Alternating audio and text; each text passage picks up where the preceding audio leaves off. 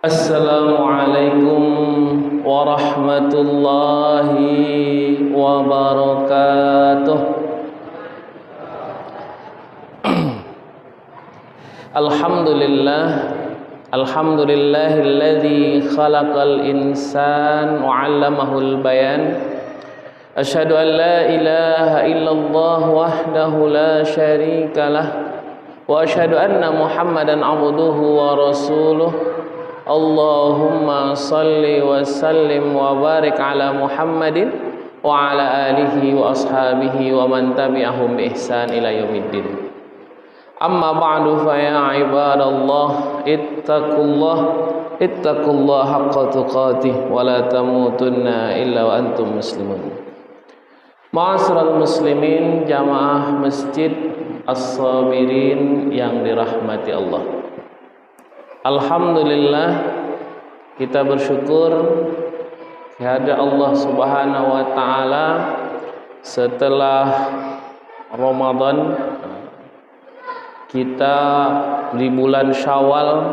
Pertama saya mohon maaf lahir dan batin. Taqabbalallahu minna wa minkum. Semoga amal-amal kita di bulan Ramadan kemarin diterima oleh Allah Subhanahu wa taala. Tak terasa kita sudah sebulan liburnya, Bu. Libur mengaji, libur pengajian rutin, tapi tak libur beribadah, ya kan? Tapi alhamdulillah selama 1 bulan kemarin kita seperti dicas, ya kan? 1 bulan kita beribadah, 1 bulan kita mendekatkan diri kepada Allah dengan puasa di siang harinya dan beribadah di malam harinya. Maka seperti kita dicas kemarin. Tak tahu masalahnya, apakah casnya soak sekarang atau enggak, kan? Dan takutnya casnya soak, tak masuk baterai dalamnya, kan? Apinya tak masuk. Nah, itu yang jadi masalah. Mudah-mudahan tidaklah. Kita berharap casnya masih cas yang bagus kemarin itu, sehingga full. Kalau sekarang ini memang banyak seperti mobil listrik, ya. Sekarang pejabat dapat banyak mobil listrik, ya kan? Kalau awak kena sentrum listrik yang ada, ya kan? Bapak Ibu yang dirahmati Allah, alhamdulillah kita bersyukur kepada Allah Subhanahu wa taala. Setelah Ramadan ini kita mengaji. Karena memang kata Rasulullah, Al-Qur'an ini sengaja diturunkan enggak sekaligus. Al-Quran ini diturunkan berapa tahun Bapak Ibu? 23 tahun. Lama betul. Maka kalau mengaji minimal 23 tahun. Kalau mengaji setahun 2 tahun, apalagi lihat YouTube aja, kan? Nah, itu cepat itu jadi tak betulnya, kan? Banyak nanti menyalahkan orang. Maka mengaji itu minimal 23 tahun. Itu pun bersama dengan Rasulullah mengajinya, bukan bersama Ustaz Syahrullah, ya kan? Sama Ustaz Syahrullah harus lebih lagi mengajinya, karena memang mengaji ini butuh waktu dan proses yang lama. Dan alhamdulillah pada tahun yang lalu kita sudah membahas satu surah yang kita sebut dengan surah Al-Waqi'ah. Alhamdulillah kita tahu di antara kelebihan surah Al-Waqi'ah itu, dalam sebuah hadis yang diriwayatkan oleh Ibnu Mas'ud, bahwa sesungguhnya beliau mengatakan, inni sami'tu Rasulullah sallallahu alaihi wasallam yaqul, aku mendengar Rasulullah SAW berkata bahwasanya man yaqra suratul waqi'ah kulla lailah lam yusibhu faqah abada. Orang yang membaca surah Waqiah setiap malamnya, dia tidak akan pernah mendapatkan kesulitan dalam hidupnya. Ada saja kemudahan, ada saja jalan diberikan oleh Allah Subhanahu wa taala. Susah rezeki, tiba-tiba datang rezeki. Susah dalam hidup, banyak masalah, tiba-tiba ada solusinya. Berat dalam kehidupan, tiba-tiba ada Allah memberikan bantuan. Itulah kelebihan orang yang mengamalkan surah Al-Waqiah. Alhamdulillah tahun lalu 2014 1443. Nah, ini kan masuk 1444. Nah, kan tahun ajaran ya kan. Tahun ajaran 1443, 1444 materi kita surah Waqiah. Sekarang 1444, 1445 kita masuk ke surah baru yang namanya surah Al-Mulk. Nah, jadi kenapa Ustaz ada surah-surah pilihan? Karena memang Rasulullah itu menyukai beberapa surah-surah pilihan. Nah, jadi bukan kenapa apa. Ada memang disukai oleh Rasulullah. Seperti surah Al-Fatihah. Nah, itu kan sering kita baca setiap hari, minimal berapa? 17 kali. Ada surah Yasin, Nah, ini kan surah pilihan dibaca. Setiap biasanya petang Jumat kita baca, ya kan? Ada waktu-waktu orang kesusahan. Jadi memang surah Yasin itu pernah saya buktikan, Bapak Ibu. Saya itu berhadapan dengan orang yang sakratul maut. Betul, sakratul maut. Sudah 3 hari dia sakratul maut, tak meninggal-meninggal. Itu keluarganya jadi risau. Pertama hidup tidak, mati pun tidak, ya kan? Kalau hidup jelas betul hidupnya, kalau mati pun jelas betul matinya. Risau, datanglah ke rumah di waktu itu masih di perumahan Mutiara di Kubang. Datang ke rumah, Ustaz, isi Ustaz. Ada apa? Ini ada keluarga hidup tidak, mati pun tidak, ya kan? Sakratul maut aja terus 3 hari. Biasa sakratul maut ini sebentar, ya kan? 3 hari sakratul mautnya. Jadi nafas itu seakan-akan tengah-engah, antara ada dan tiada. Akhirnya saya datang, saya bilang sama jamaah, mari kita bacakan surah Yasin. Karena tak tahu deh apa yang mau dibuat keluarga itu, bingung. Karena tahunya orang itu surah Yasin itu dibaca ketika orang sudah mati, ya kan? Sudah mati baru dibaca surah Yasin. Biasanya itu. Jadi kalau sudah mati mayat itu baru dibacakan surah Yasin. Kalau saya bilang sebelum mati itu yang kita bacakan surah Yasin. Kenapa? Karena supaya Allah, kita meminta kepada Allah melalui surah Yasin tadi itu, kalau seandainya Allah inginkan dia sehat, maka sehatkanlah. Kalau seandainya Allah inginkan dia menemui ajalnya, maka mudahkanlah. Maka doanya seperti itu. Alhamdulillah, tak lama setelah itu, tengah malam udah ditelepon saya, Ustaz, alhamdulillah sudah meninggal. Kok sudah meninggal? Doa kita supaya sembuh, tapi sudah meninggal. Tapi tak apa, mungkin itu kebaikan. Jadi Bapak Ibu dirahmati Allah, ada surah-surah memang surah-surah pilihan. Dan di antara surah pilihan yang lainnya, selain surah Al-Waqiah, surah Yasin, kemudian ada surah Al-Mulk. Nah, ini surah yang pendek saja. Ayatnya hanya ada 30 ayat saja. Dia juz ke 29. Kalau Bapak Ibu buka juz 29, maka pasti pertama berjumpa dengan surah Al-Mulk. Kalau saya dulu waktu di pesantren, setiap subuh imamnya baca surah Al-Mulk. Saya tak tahu apa sebabnya. Jadi saya tanya sama Pak Kiai itu, Pak Kiai, apa sebabnya Pak Kiai baca surah Al-Mulk? Tak tahu Ustaz. Ini surah yang saya fahami, saya analisis, saya baca, ini sangat luar biasa. Beliau hafiz Quran. Jadi setiap pagi, setiap subuh 30 ayat, 15 ayat rakaat pertama, 15 ayat rakaat kedua. Itu rutin dibaca. Dan ternyata di antara kemuliaan daripada surah Al-Mulk ini adalah tentang orang-orang yang senantiasa membaca surah Al-Mulk di dalam hari-harinya.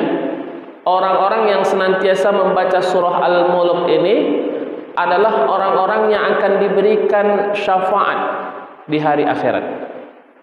Orang yang akan diberikan syafaat di hari akhirat. Dalam sebuah riwayat disebutkan, ada seseorang yang dia itu tak punya hafalan selain daripada surah Al-Mulk. Jadi dia tak punya hafalan yang lain. Dan dia tidak punya amalan lain kecuali surah Al-Mulk. Surah Al-Mulk itu dibaca dia. Dia tak punya hafalan yang lain. Ya bukan berarti sebenarnya ini bagus, tidak. Kalau bisa semua Al-Quran itu dibaca. Tetapi karena mungkin ilmunya yang terbatas, karena mungkin ilmunya yang sedikit, dia membaca surah Al-Mulk setiap hari, setiap waktu dia baca surah Al-Mulk. Setiap ada kesempatan dia baca surah Al-Mulk. Yang 30 ayat tadi. Paling lama mungkin 3 menit, 4 menit selesai. Dan ternyata setelah meninggalnya, ini hadis sahih yang silahkan nanti dibuka dalam tafsir, namanya tafsir Ibnu Katsir. Itu tafsir yang menjadi rujukan bagi para ulama tafsir. Dan setelah di akhirat kelak, dia ini diminta dipertanggungjawab terhadap amalannya. Ternyata dia adalah orang yang akan dimasukkan ke dalam neraka. Tetapi begitu dimasukkan ke dalam neraka, ditanya oleh malaikat, apa amalan yang dia lakukan? Apa amalan kebaikan yang dia lakukan? Maka dia katakan, amalan kebaikan yang dilakukan hanya satu, dia membaca surah Al-Waqiah. Surah Al-Mulk, surah Al-Mulk. Yang dia baca hanya surah Al-Mulk. Maka ketika ditanya oleh Allah, oleh malaikat, bagaimana aku akan mengazab orang yang senantiasa membaca surah Al-Mulk? Karena di dalam hatinya ada Al-Quran. Maka orang yang dalam hatinya ada Al-Quran, maka insya Allah Allah akan berikan syafaat kepadanya.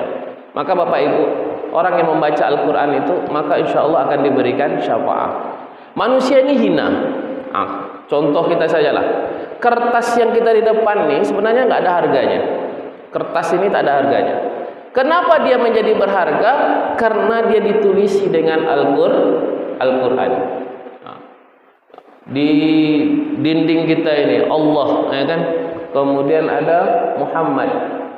Kenapa dia menjadi berharga dan kita letakkan Muhammad itu di atas? Karena dia di antara lafaz-lafaz daripada lafaz-lafaz Al-Quran. Maka Bapak Ibu dirahmati Allah, kenapa orang yang senantiasa membaca Al-Quran, orang yang senantiasa menghafal Al-Quran, mereka menjadi mulia? Karena di dalam hati mereka ada sebuah kemuliaan. Dan takkan mungkin orang yang senantiasa menghafal Al-Quran, membaca Al-Quran, mengamalkan Al-Quran, mentadabbur Al-Quran, mereka akan Allah masukkan ke dalam neraka. Apa sebab? Di dalam hatinya ada cahaya Al-Quran. Selagi cahaya Al-Quran ada dalam hati kita, takkan mungkin api bisa membakar diri kita.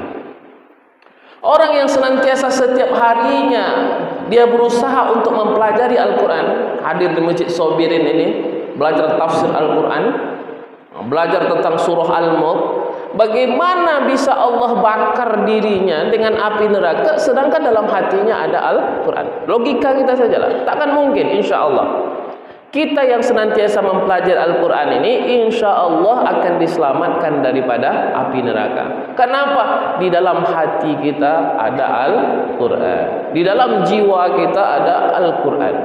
Setiap hari kita mempelajari Al-Quran. Maka kata Imam Ibnu Katsir itu, Al-Quran, surah Al-Mulk ini disebut juga dengan dua kalimat, Al-Munjiyah dan Al-Mani'ah. Al-Munjiyah maknanya adalah surah Al-Mulk ini adalah yang bisa menyelamatkan kita daripada api neraka. An-Najat. Jadi yang menyelamatkan kita, yang membuat kita sukses, yang membuat kita sukses terjaga diri kita daripada api neraka dan masuk kita ke dalam surga, itu diantaranya surah Al-Mulk. Di dalam hadis sahih disebutkan bahwa surah Al-Mulk itu disebut dengan Al-Munjiyah wal Mani'ah. Al-Munjiyah maknanya yang membuat kita sukses. Kalau kita pelajari surah Al-Mulk ini makna tafsirannya sungguh luar biasa. Saya mengkaji tentang surah Al-Mulk ini, saya baca tafsirnya, sungguh luar biasa isi yang ada di dalam ini. Maka insya Allah kita bisa menjadi sukses kalau kita memahami dan mempelajari surah Al-Mulk ini. Kemudian yang kedua, Al-Mani'ah. Surah Al-Mulk ini adalah menjadi penghalang kita daripada api neraka. Ketika ada api neraka, dengan amalan-amalan perbuatan baik yang kita lakukan, di antaranya membaca surah Al-Mulk, maka itu bisa menjadi penghalang kita daripada api neraka. Itu di antara pengantar tentang keutamaan surah Al-Mulk yang kita bahas insyaallah di semester ini. Enak semester ini, tahun ajaran ini gitu ya kan. Tahun ajaran yang lalu surah Al-Waqiah, tahun ajaran ini kita bahas insyaallah surah Al-Mulk. Bapak Ibu yang dirahmati Allah, kita mulai dari ayat yang pertama. Bismillahirrahmanirrahim. Tabarakalladzi biyadihil mulku wa huwa ala kulli syai'in qadir. Pertama Allah mulai dari kalimat tabarak. Ini tak banyak Al-Quran yang memulai dari kalimat tabarak. Hanya dua saja, surah Al-Furqan dan surah Al-Mulk. Dan banyak tabarak ini maknanya adalah kemuliaan, penuh dengan keberkahan. Orang yang membaca surah Al-Mulk, insya Allah Allah banyak akan berikan keberkahan kepadanya. Allah kokohkan keberkahan kepadanya. Maka disebut juga Idul Fitri itu sebagai Idul Mubarak. Ini kan Idul Fitri yang kita sekarang laksanakan ini setelah hari raya itu disebut juga dengan Idul Mubarak. Kenapa Idul Mubarak? Karena banyak sekali keberkahan-keberkahan yang ada dalamnya. Apa arti berkah itu? Maka menurut ulama bahasa, berkah itu maknanya adalah ziyadatul khair fi syai'. Adanya kelebihan kebaikan terhadap sesuatu. Contoh umpamanya, kita punya umur. Kalau dimaksud dengan umur kita yang diberkahi, amalan kita, umpamanya umur kita pendek, tetapi amalan kita banyak. Lailatul Qadar umpamanya kan disebut dengan Lailatul Mubarakah. Satu malam Lailatul Qadar itu, tapi kebaikannya berapa? Sama dengan 1000 bulan. Satu bulan, satu malam dia, tapi kebaikannya 1000 bulan. Itu disebut dengan mubarak itu. Mubarak itu keberkahannya banyak walaupun dia jumlahnya sedikit. Itu disebut dengan mubarak. Harta yang disedekahkan. Harta yang disedekahkan disebut dengan harta yang penuh dengan keberkahan. Kenapa harta yang kita sedekahkan menjadi harta yang berkah? Karena mungkin harta itu bagi kita tak begitu bermanfaat dia. Contoh umpamanya, kita punya uang 100.000. 100.000 sekali makan pergi KFC kurang pula lagi duitnya itu kan. Lebih daripada situ. Apalagi makan di Pondok Patin tak cukup 100.000 kan. Bagi kita uang 100.000 itu tak ada nilainya. Tetapi bagi begitu kita berikan. Contoh kemarin pas hari raya Idul Fitri, datang orang ke rumah. Ustaz, mohonlah Ustaz, pinjam uang Ustaz. Kenapa saya bilang kan? Perasaan banyak gaji ya kan? Tak ada lagi Ustaz. Habis semua bayar hutang ya kan? Hutang ini. Sekarang tinggal tak ada lagi uang. Jadi saya pinjam uang Ustaz. Pinjam uang. Dan alhamdulillah saya bilang semoga menjadi harta yang diberkahi karena memang membutuhkan. Maka orang yang meminjamkan uang itu sebenarnya adalah sebuah kemuliaan. Jadi jangan dipikir kita minjam uang ya. Meminjamkan uang itu tidak ada kemuliaan di dalamnya. Banyak kemuliaan. Kenapa? Ketika orang meminjamkan uang berarti dia sangat butuh. Jadi kalau kita lihat orang itu pinjam uang dan dia memang dalam keadaan susah, pinjamkan sajalah. Kalau ada ya kan. Kalau tak ada beda cerita ya. Kalau ada pinjamkan. Apa sebab? Karena dia sangat membutuhkan. Perkara dia bayar tak bayar itu perkara yang ke-1000 lah. Itu terserah dia. Mudah-mudahan dia ingat bayar ya kan. Kalau tak ingat pun kita ikhlaskan. Itu menjadi amalan yang lebih baik daripada segala sedekah yang kita berikan. Kenapa? Orang yang termasuk orang yang akan diberikan zakat itu adalah al-gharimin, orang yang sedang dalam keadaan berhutang. Jadi orang yang diantara orang yang bisa diberikan zakat kepadanya adalah orang yang berhutang. Nah, ini mereka yang sedang butuh pun kita pinjamkan. Maka insya Allah itu menjadi kebaikan yang luar biasa. Itu disebut dengan barokah. Jadi barokah itu adalah ziyadatul khair fisai, adanya kebaikan di dalam sesuatu.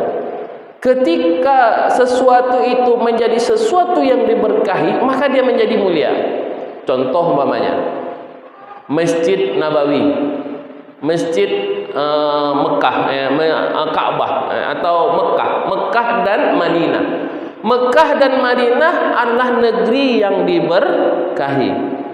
Mekah itu kalau kita lihat dari struktur tanah, itu tanah yang paling gersang, yang paling yang paling gersang, yang paling mungkin tak ada orang mau tinggal di situ.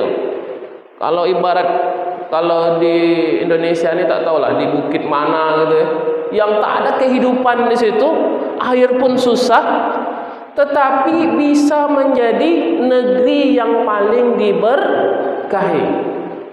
Sekarang kalau harga tanah situ Bu, semeter di kita nih, ya kan, 1000 hektar mungkin di kita ini, 100 hektar di kita ini sama dengan 1 meter di sana. Itulah kira-kira harga tanah gitu itu. Mahalnya luar biasa, tak terbeli kita harga tanah di Mekah. Karena memang mahalnya. Kenapa dia mahal? Karena dia adalah negeri yang diberkahi. Dan di dalamnya ada hal-hal yang diberkahi. Di antaranya air Zam-Zam. Beda dengan air aqua, ini sama nih kan. Air Zam-Zam dengan air aqua ini beda. Kenapa? Air Zam-Zam itu adalah air yang diberkahi, sama-sama air putih, tetapi air yang diberkahi, ada kebaikan di dalamnya. Kenapa ada kebaikan di dalamnya? Karena air Zam-Zam itu adalah air yang senantiasa ditawafkan orang. Kan?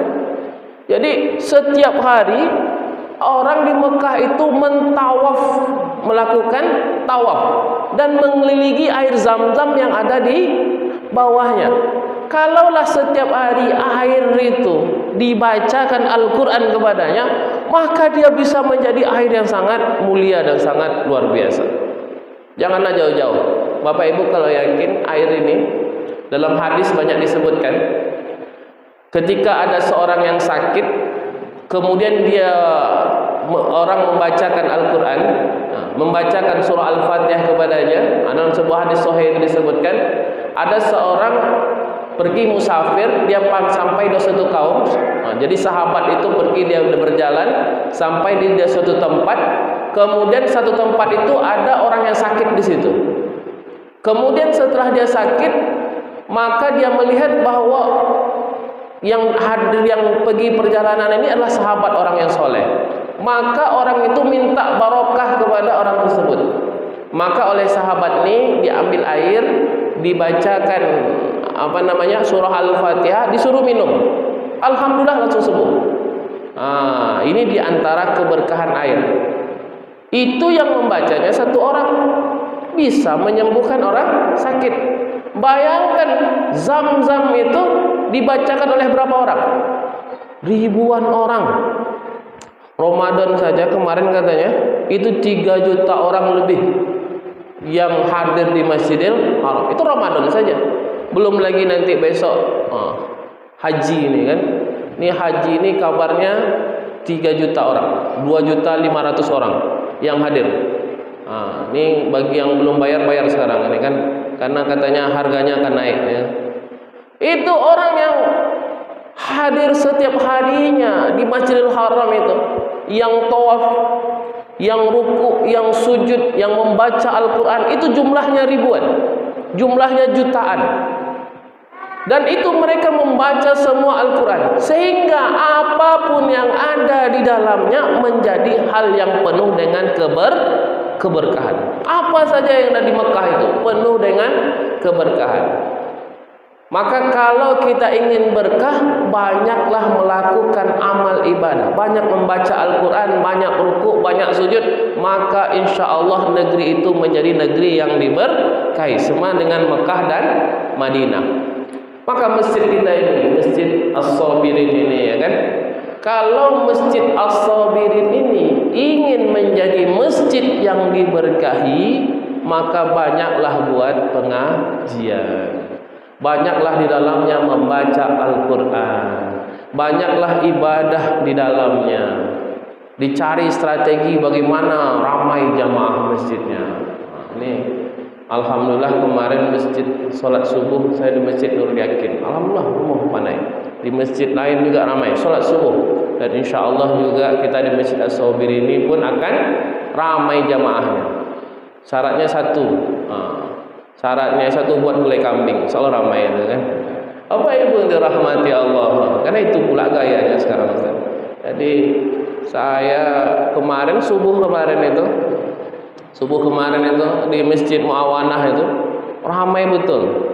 Saya biasa pengajian situ ya ramai juga, ada beberapa 3 soft lah jamaahnya. Tapi subuh kemarin itu ramai sampai ke belakang itu penuh. Jadi udah macam sholat Jumat, sholat Muawanah ya. Jadi saya tanya, ini kenapa macam ramai betul? Ustaz tak tahu, gulai kambing sini sedap subuh ni katanya. Oh macam tu, saya bilang kan. Baru tahu saya kan. Datang jauh-jauh, ada yang dari Bangkinang pun datang. Nah, itu alhamdulillah. Tapi tak apa. Karena kata ada beberapa pengurus masjid itu menyebutkan kalau pengajian sekarang itu 3M ya kan. Mengaji, makan, ya kan? Mengajinya sekali, makannya 2 kali ya kan? Bapak Ibu dirahmati Allah. Tapi setidaknya dengan kita senantiasa meramaikan masjid, membaca Al-Quran di masjid, terus mentadabbur Al-Quran di masjid, maka insya Allah masjid itu menjadi masjid yang diberkahi. Rumah kita begitu juga. Kalau senantiasa kita isi dengan bacaan Al-Quran, tadabbur Al-Quran, maka kenapa sholat wajib itu di masjid, sholat sunnah itu di rumah, supaya ada keseimbangan di dalam tempat kita tinggal itu.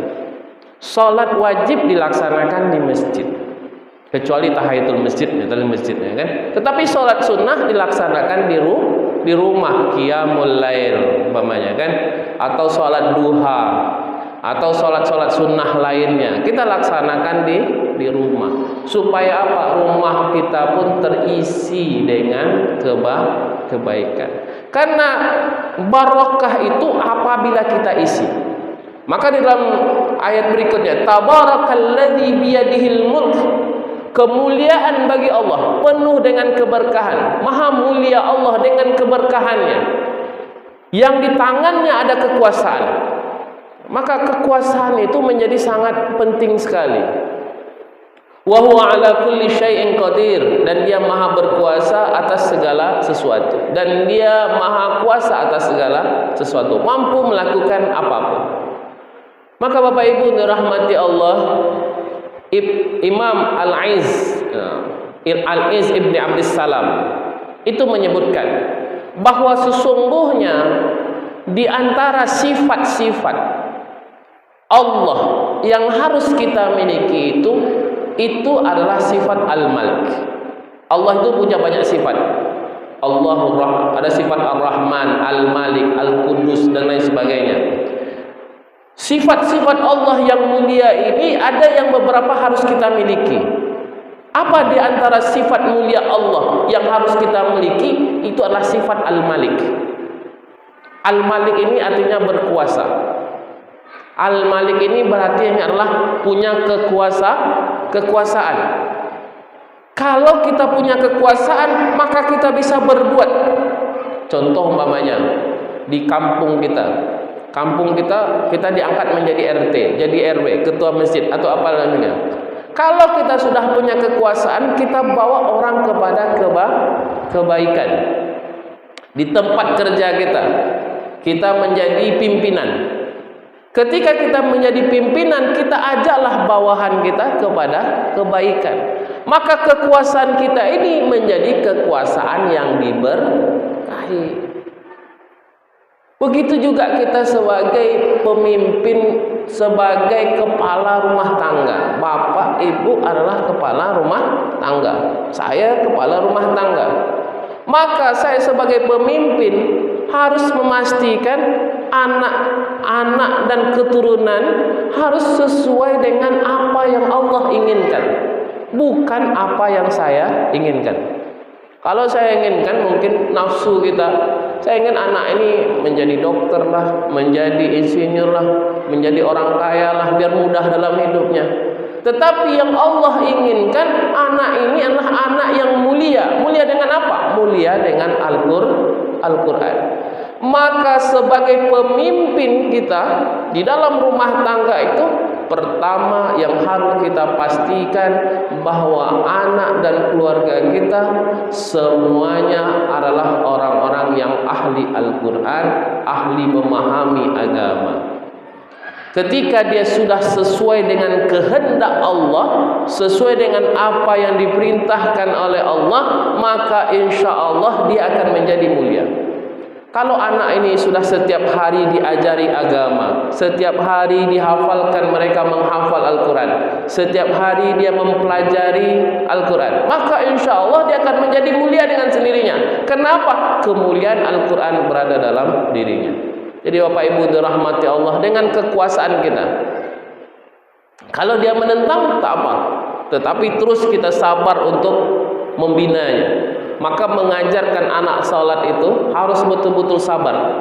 Maka di dalam Al-Quran ketika ada perintah salat, orang tua mengajarkan salat kepada anaknya, bukan as-sabirin yang disebutkan itu, bukan sabar, tetapi fastobir. Jadi fastobir ini sabar yang betul-betul sabar. Ada. Jadi kalau as-sabirin itu baru sabar level biasa gitu kan. Tapi kalau fastobir itu maknanya sabar yang level paling tinggi, betul-betul sabar. Jadi dalam mendidik anak, wa'mur auladakum bis-shalah fastobir 'alaiha. Perintahkan anakmu untuk sholat dan kamu betul-betul bersabar terhadap mereka, betul-betul sabar. Tak cukup sekali dua kali, tapi dengan kelembutan lah. Tak perlu kita menjerit-jerit, ya kan?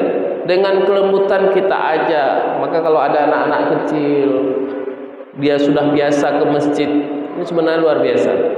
Kenapa? Dia sudah membiasakan dirinya di masjid.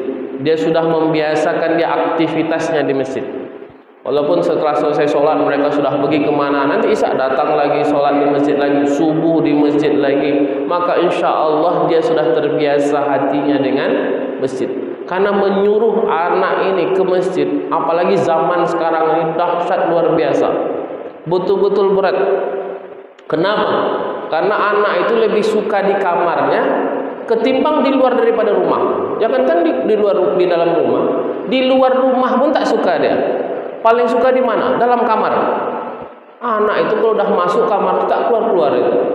Apalagi kalau ada nasi pun dibawa ke kamarnya gitu. Itulah anak zaman sekarang. Kenapa? Dia lebih suka dengan dunia maya padanya kan dan lain sebagainya kan. Dunianya itu dunia yang seperti itu dia sudah, Masya Allah. Maka Bapak Ibu dirahmati Allah, betul-betul sabar gitu dalam mendidik anak. Maka dengan kekuasaan yang kita miliki, maka kita robahlah generasi-generasi kita ini. Dipaksa mereka salat di masjid, dipaksa mereka beribadah, dipaksa mereka membaca Al-Quran, dipaksa mereka menghafalkan Al-Quran, agar mereka menjadi orang yang diberkahi. Kemudian ayat yang kedua, alladzi khalaqal mauta wal hayata liyabluwakum ayyukum ahsanu amala wa huwal azizul ghafur. Kemudian hakikat penciptaan manusia. Nah, jadi ayat yang pertama Allah memuliakan dan memberikan kedudukan tentang berkah tadi. Apa makna berkah? Bagaimana mencapai keberkahan? Mencapai keberkahan itu adalah dengan kekuasaan. Jadi kita bisa menjadi mulia karena kita dipaksa waktu kecil kita untuk dekat kepada Allah. Kita bisa sampai sekarang ini, bisa hafal Al-Quran sekarang, bisa mengaji Al-Quran, bisa memahami Al-Quran sekarang ini karena paksaan ketika masih kecil dulu. Kalau tak dipaksa kecil dulu, kalau tak karena kekuasaan orang tua kita yang bisa mendidik kita dahulu, kita dah jadi antah berantah sekarang ini. Maka dengan itu kita menjadi diberkahi. Maka ayat yang kedua Allah ingin tekankan, sebenarnya hakikat kehidupan dan kematian itu apa?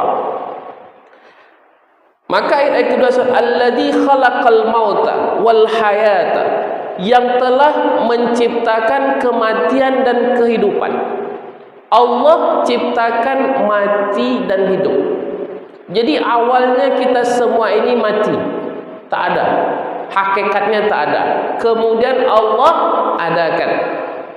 Kemudian nanti Allah matikan, baru Allah hidupkan kembali dalam kehidupan yang kekal abadi. Kehidupan kita sekarang ini adalah karena Allah hidupkan kita. Maka hakikat kita yang mati tadi, kita hakikatnya mati, tidak ada. Kita berasal daripada nutfah, kita berasal daripada tanah, min sulalatin min tin. Kemudian Allah jadikan kita nutfah, air mani. Dari air mani Allah jadikan kita menjadi alaqah, segumpal darah.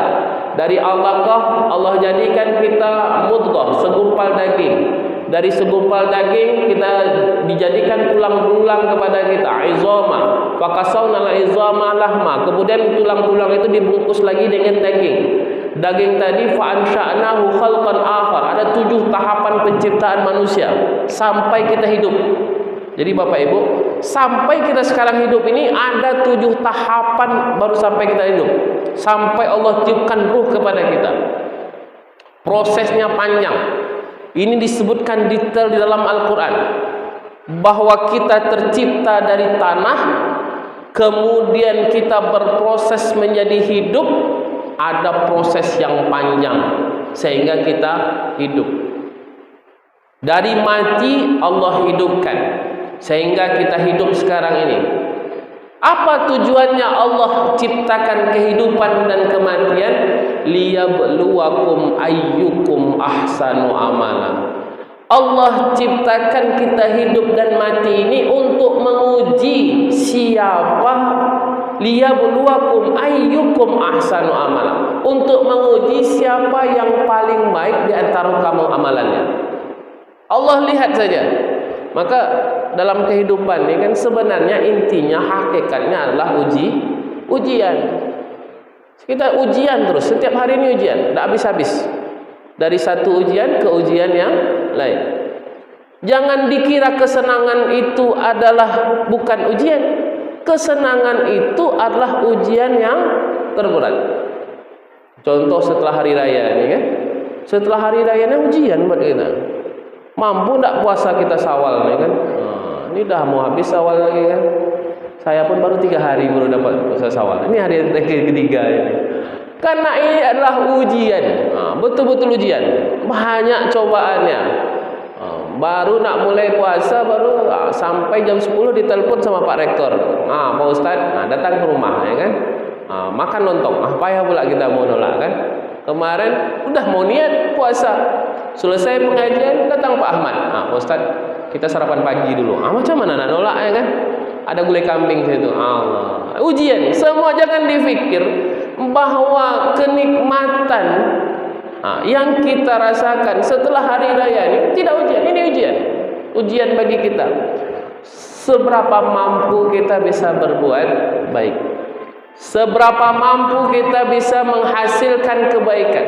Seberapa mampu kita sabar terhadap segala macam ujian. Liyabluwakum, ujian. Ayyukum ahsanu amala. Siapa yang paling baik amalannya?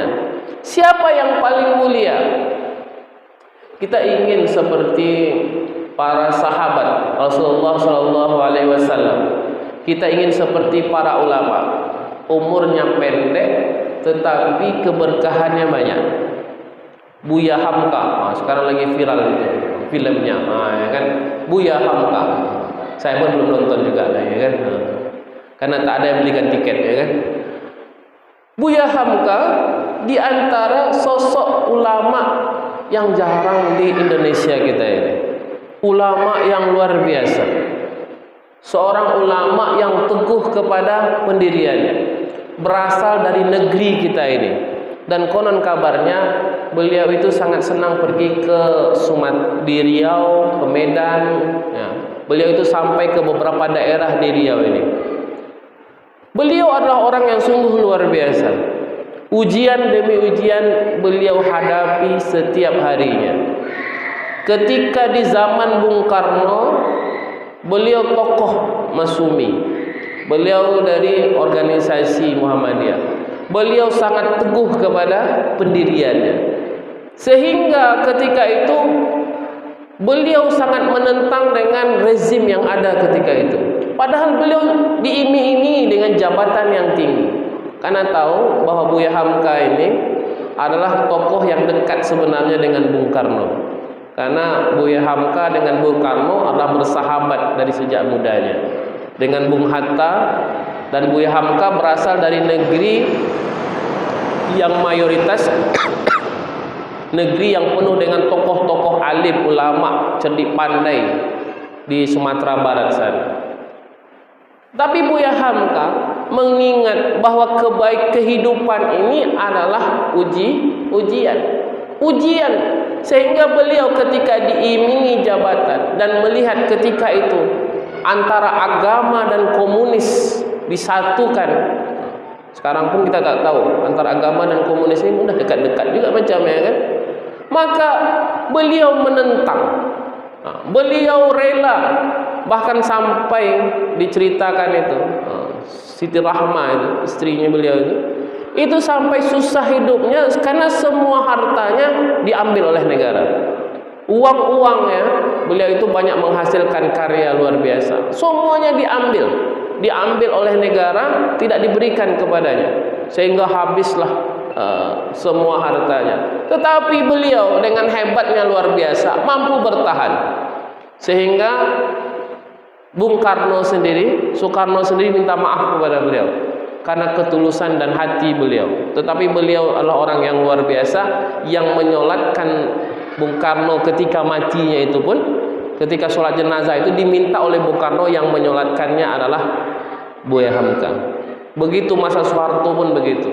Jadi begitulah kelebihan para ulama kita. Mereka betul-betul melihat bahwa kehidupan ini adalah ujian. Kehidupan ini untuk melihat siapa yang paling mulia, siapa yang paling baik, siapa yang paling hebat di dalam amalannya. Dan insya Allah kita semua lulus dalam ujian kita di dunia ini, sehingga kita mendapatkan peringkat terbaik insya Allah ketika kita berada di akhirat. Amin ya rabbal alamin. Nasrun minallah wa fathun qarib wa basyiril mu'minin. Wassalamu